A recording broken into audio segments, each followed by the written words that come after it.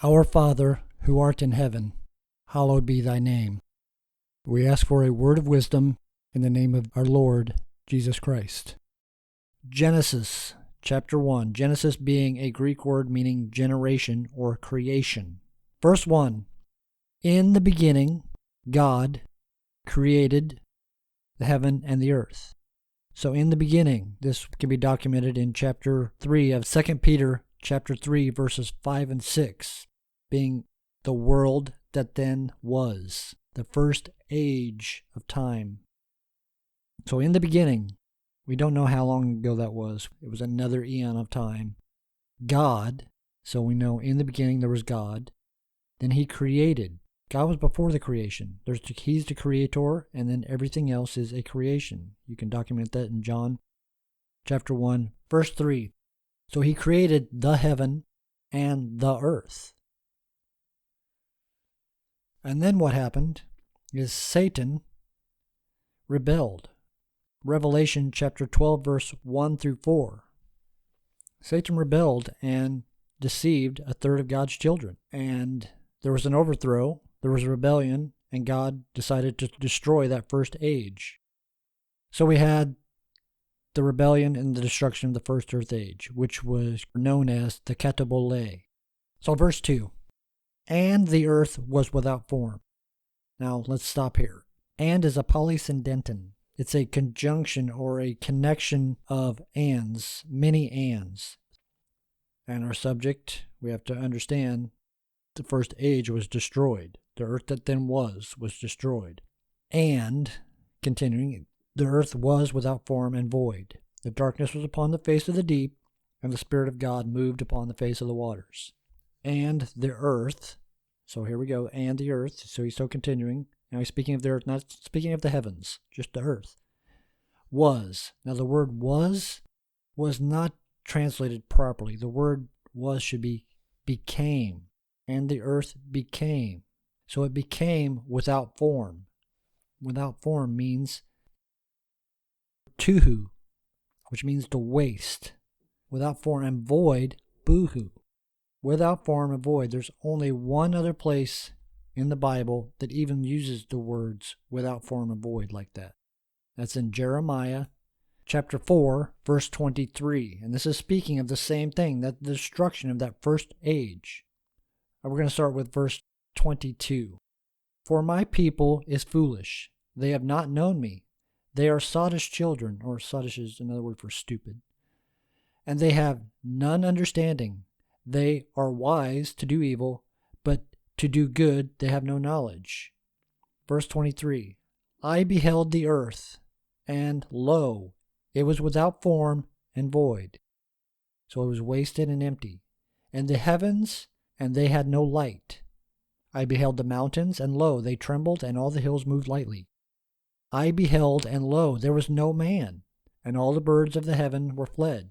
And I beheld, and lo, the fruitful place was a wilderness, and all the cities thereof were broken down at the presence of the Lord, by his fierce anger. For thus hath the Lord said, the whole land shall be desolate, yet I will not make a full end. For this shall the earth mourn, and the heavens above be black, because I have spoken it. I have purposed it, and I will not repent. He's not sorry, neither will I turn back from it. So there we go. This is confirming the destruction of that first age. And God's not sorry for it. There's a reason for it. And he's got a perfect plan in place. Stick with this word. If it is his will, you will know. Ask. He said, Isaiah chapter 43, verse 26, paraphrasing, remind me of my promises, so that I must justify, let's talk about it so I can make it happen for you. Remind me of my promises so I can fulfill them. How do you? Well, he knows them. He remembers every one of them. He put them here. So why did he say remind me? You have to know him to remind him, right? Continuing, and the earth became without form or void. The earth became tuhu bahuhu. It was destroyed. And darkness was upon the face of the deep. Remember, he said it was black. It was dark. Upon the face of the deep. So the whole world's water is just completely flooded. This is the first flood, not Noah's flood. This is the first flood. And darkness was upon the face of the deep. So that huge ball of water, darkness is upon it. That means there's no sun, there's no moon, there's no light, there's nothing. It's darkness.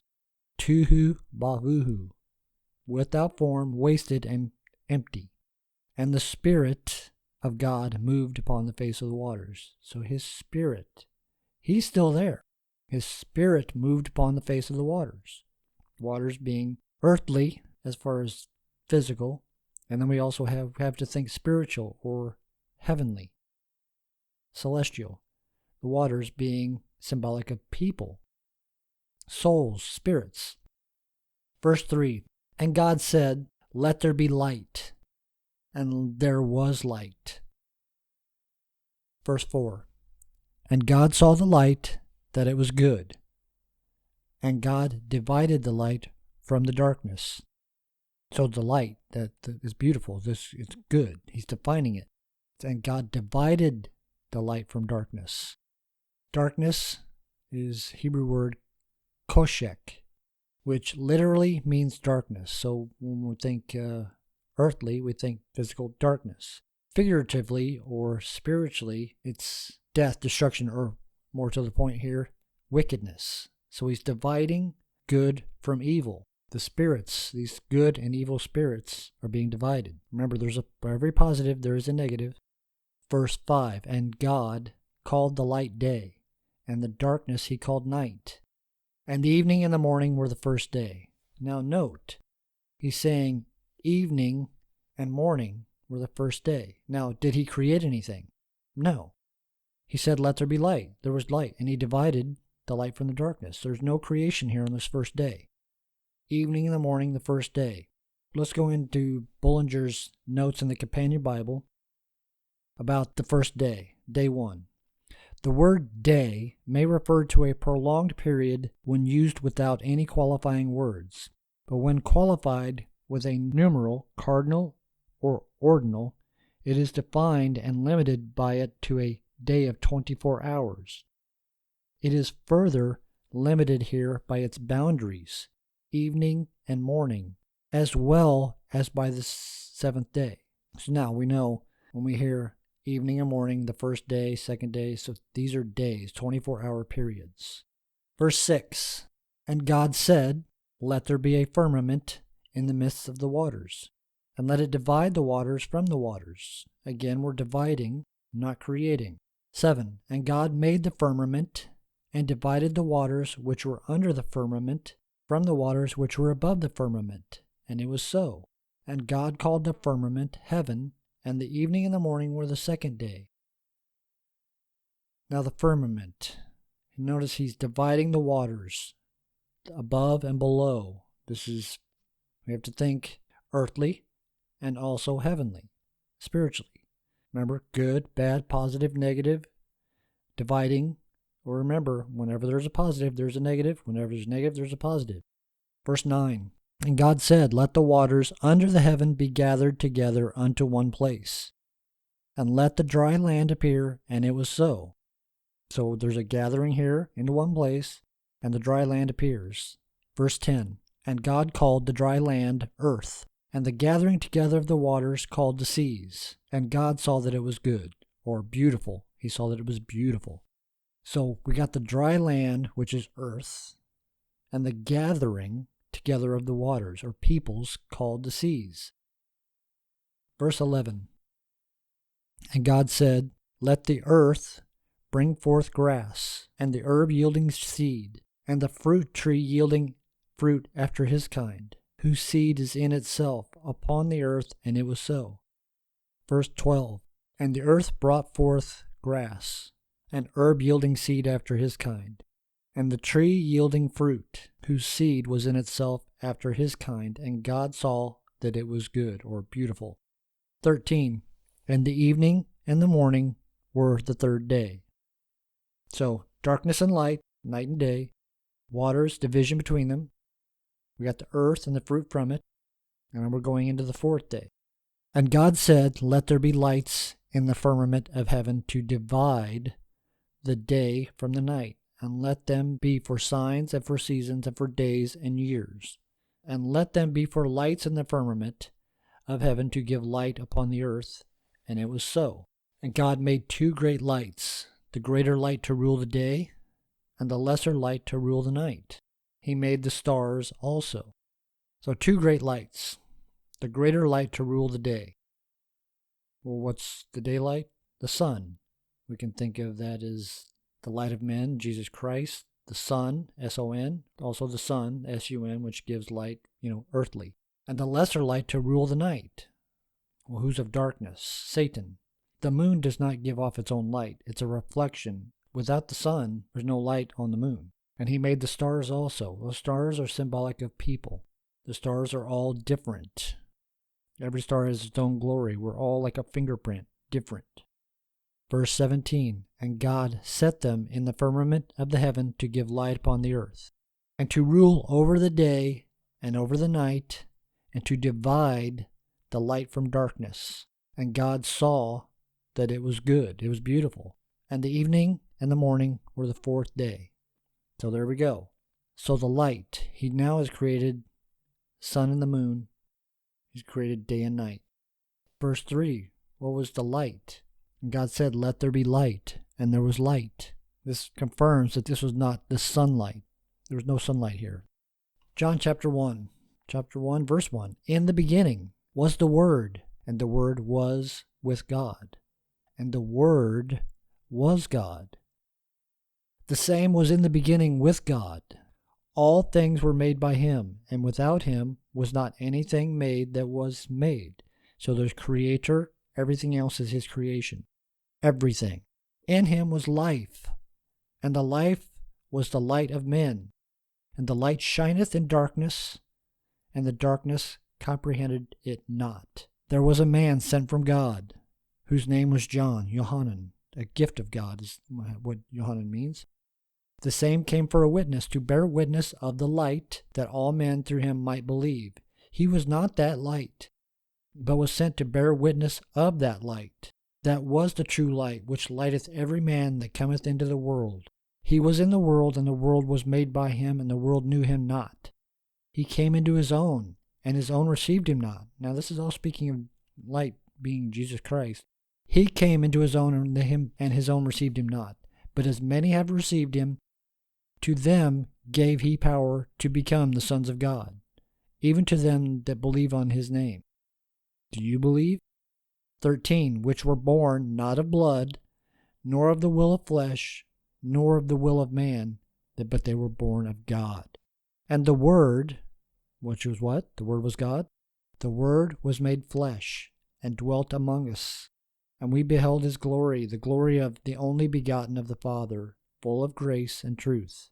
Well, this is Jesus Christ. The Word was God. So the God was made flesh. God came here and dwelt among us.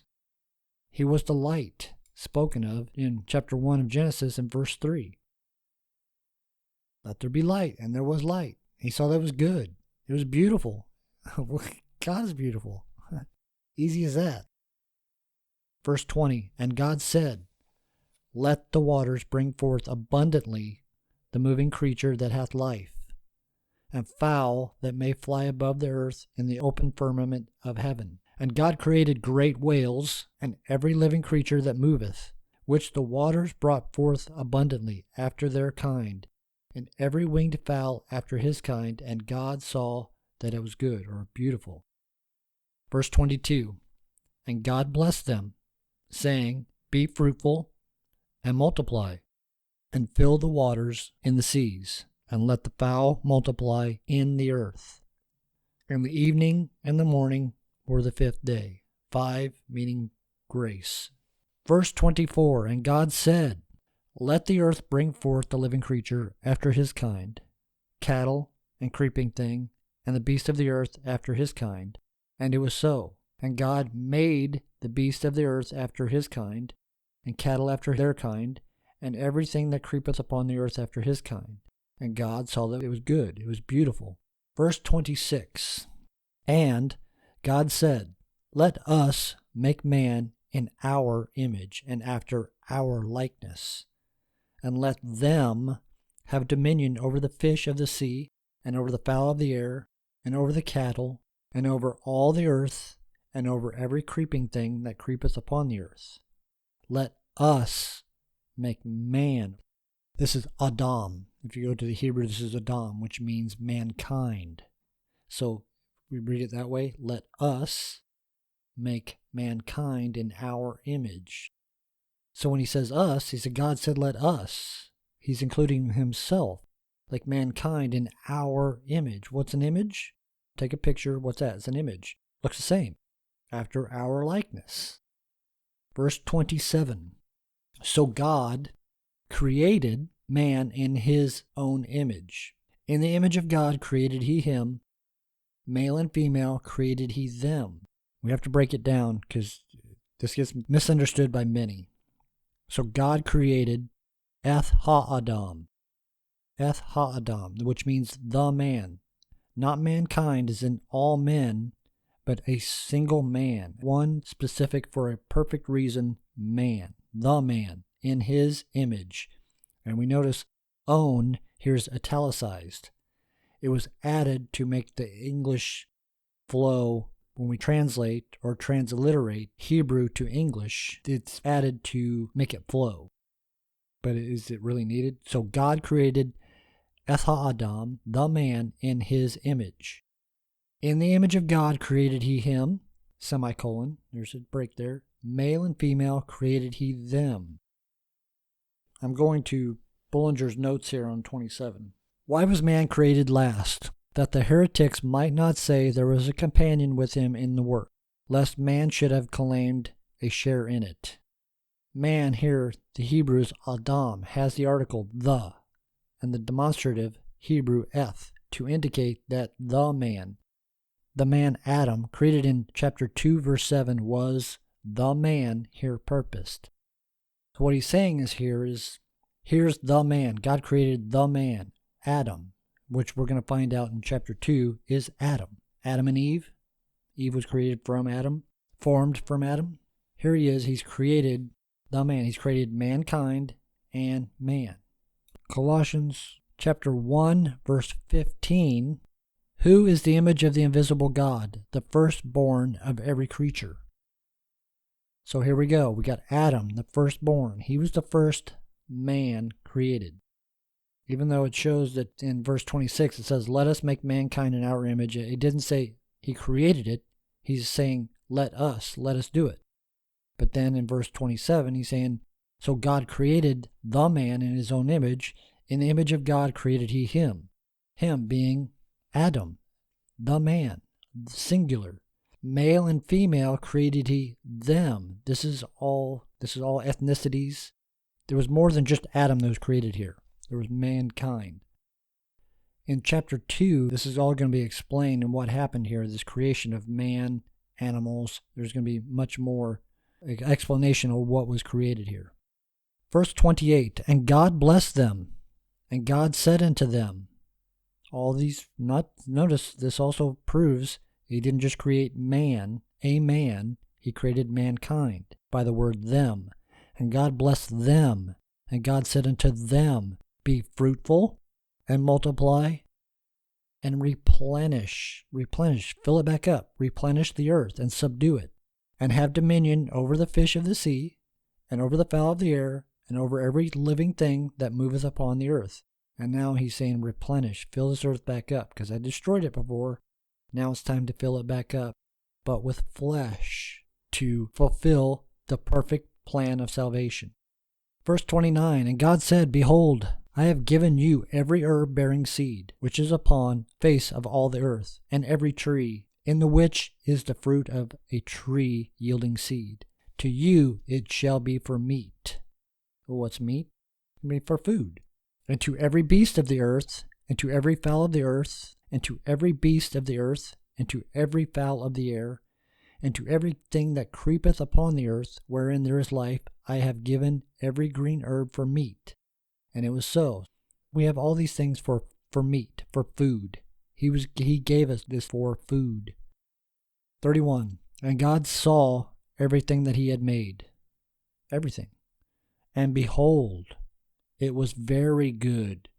It was exceedingly beautiful. and the evening and the morning were the 6th day. So there we go. First 6 days